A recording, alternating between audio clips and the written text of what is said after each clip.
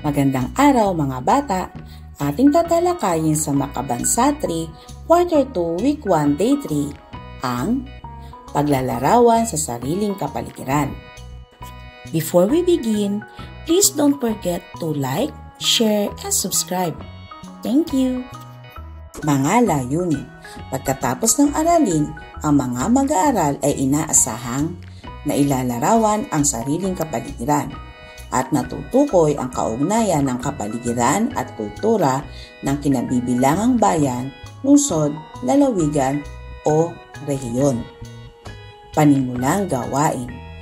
Pagmasdan ang mga sinaunang larawan ng mga sumusunod.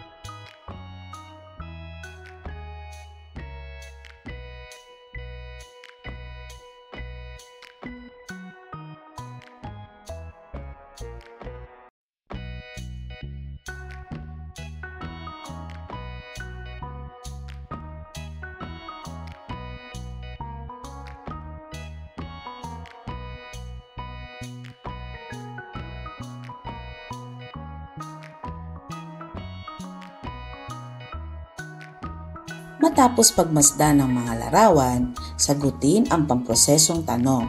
Number 1. Ano ang mga bagay o lugar na makikita sa mga larawan? Number 2. Nakita mo na ba ito ng personal? Magbahagi ng iyong di malilimutang karanasan sa mga lugar na ito. Gawaing paglalahad ng layunin ng aralin. Ang layunin ng ating aralin ay mailarawan ang sariling kapaligiran at matukoy ang kaugnayan ng kapaligiran at kultura ng kinabibilangang bayan, lungsod, lalawigan o rehiyon. Gawaing pag-unawa sa mga susing salita o parirala. Kapaligiran. Ito ay tumutukoy sa kabuhayan ng mga bagay na nakapaligid sa isang organismo, lugar o bagay. Pagbasa sa mahalagang pag-unawa o susing idea. Sagutin ang mga pamprosesong tanong. Sa pagtunghay at pagbasa ng awitin, mahalagang malaman ang pamprosesong tanong na may kinalaman dito.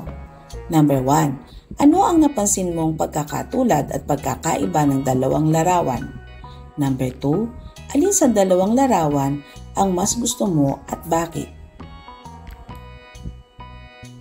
Narito ang liriko ng awiting Masdan Mo ang Kapaligiran. Basahin natin. Wala ka bang napapansin sa iyong mga kapaligiran? Kay dumi na ng hangin, pati na ang mga ilog natin. Hindi na masama ang pag-unlad at malayo-layo na rin ang ating narating. Ngunit masdan mo ang tubig sa dagat, dati kulay asul, ngayoy naging itim. Ang mga duming ating ikinalat sa hangin, sa langit, wag na nating paabutin. Upang kung tayo'y pumanaw man, sariwang hangin sa langit natin matitikman. Mayroon lang akong hinihiling sa aking pagpanaw, sana ay tagulan. Gitara ko ay aking dadalhin upang sa ulap na lang tayo magkantahan. Ang mga bata ngayon lang isinilang, may hangin pa kayang matitikman? May mga puno pa kaya silang aakyatin? May mga ilog pa kayang lalanguyan? Bakit di natin pag-isipan ang nangyayari sa ating kapaligiran? Hindi nga masama ang pag-unlad kung hindi nakakasira ng kalikasan. Darating ang panahon, mga ibong gala ay wala nang madadapuan. Masdan mo ang mga punong dati ay kay tatag. Ngayoy namamatay dahil sa ating kalukuhan. Lahat ng bagay na narito sa lupa, biyayang galing sa Diyos kahit nung ikay wala pa.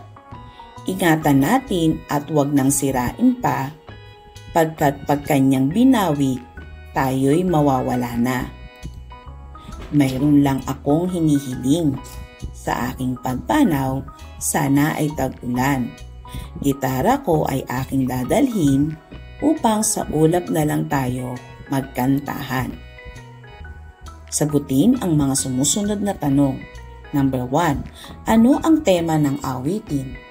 Number 2. Ano-ano ang mga nabanggit na bagay na makikita sa kapaligiran? Number 3. Ano ang mga pagbabagong inilalarawan sa awitin? Number 4. Ano ang damdaming nais iparating nito?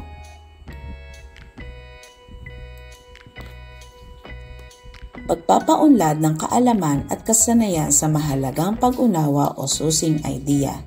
Sa panahon ngayon, makikita natin ang maraming pagbabago sa kapaligiran. Kung ihahambing natin ito sa mga nagdaang mga taon, kaakibat ng mga pagbabagong ito ng kapaligiran ay ang pagbabago rin ng kultura ng mga tao.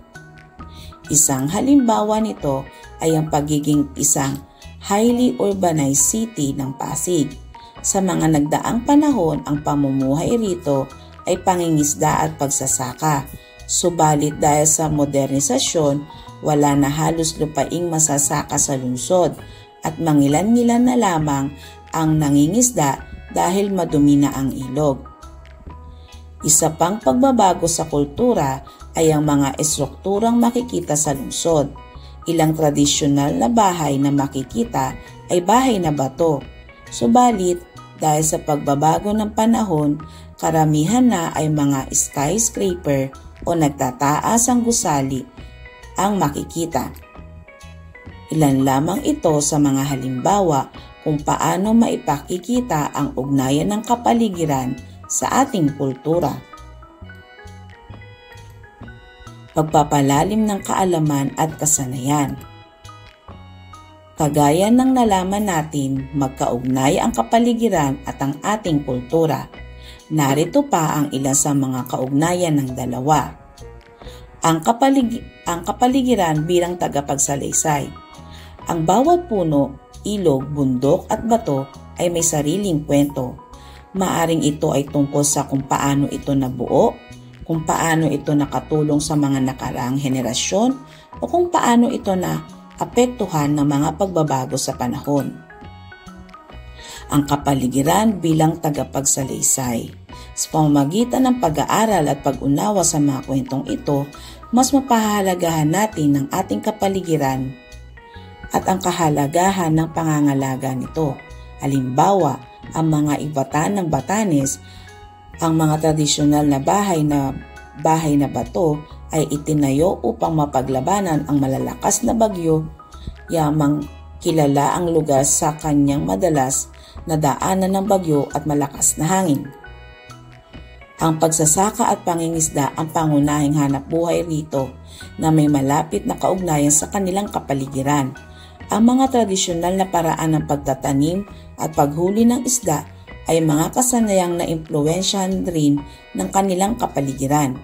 Kung ang pag-uusapan ay ang mga ritual at paniniwala, karaniwang may kaugnayan ito sa mga natural na elemento tulad ng dagat, hangin at lupa.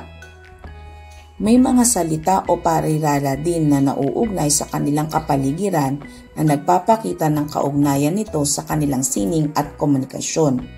Ang mga disenyo at pattern din ng kanilang mga sining ay kakikitaan ng impluwensya ng kanilang kapaligiran. Kapaligiran bilang tagapag-ugnay. Ang kapaligiran ay nag-uugnay sa ating nakaraan, kasalukuyan at hinaharap. Ang mga alamat at kwento tungkol sa ating kapaligiran ay nagpasa-pasa sa pamamagitan ng tradisyon, paniniwala at kaalaman mula sa isang henerasyon patungo sa isa pa. Ang mga pangyayari sa ating kapaligiran ngayon ay makaapekto sa hinaharap ng ating mga anak at apo. Ang mga pangyayari sa kapaligiran, ang mga masasayang alaala na itala sa isang lugar, mga kabayanihan na ginawa sa isang pook ay nakaapekto sa pagbuo ng pagkakakilanlan ng mga taong nakatira doon. Ang mga lugar na ating kinalakihan ay nagiging bahagi ng ating pagkatao. Paglalapat at paglalahat. Ang vakul ay isang tradisyonal na kasuotan na ginagamit ng mga kababaihang Ibatan.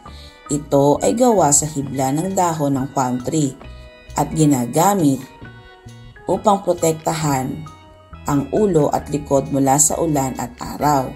Ang vakul ay direktang nauugnay sa madalas na pag-ulan at malakas na sikat ng araw sa Batanes. Sa modernong panahong ito, paano mo pangangalagaan ang tradisyong ito? Pagtataya ng natutuhan. Panuto. Basahin ang bawat pangungusap. Isulat ang tama kung wasto ang idea at mali kung hindi wasto.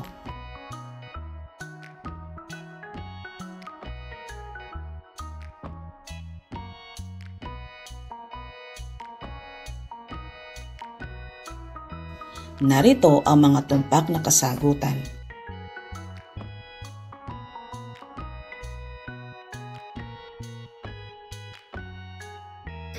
Maraming salamat sa iyong pakikisa sa ating aralin ngayon. Tandaan, ang pagiging makabansa ay makikita sa ating pagmamahal sa bayan, pagpapahalaga sa ating kultura at pagtulong sa kapwa. Hanggang sa muli nating aralin, grade 3, paalam at patuloy na mag-aral ng may puso at sipag.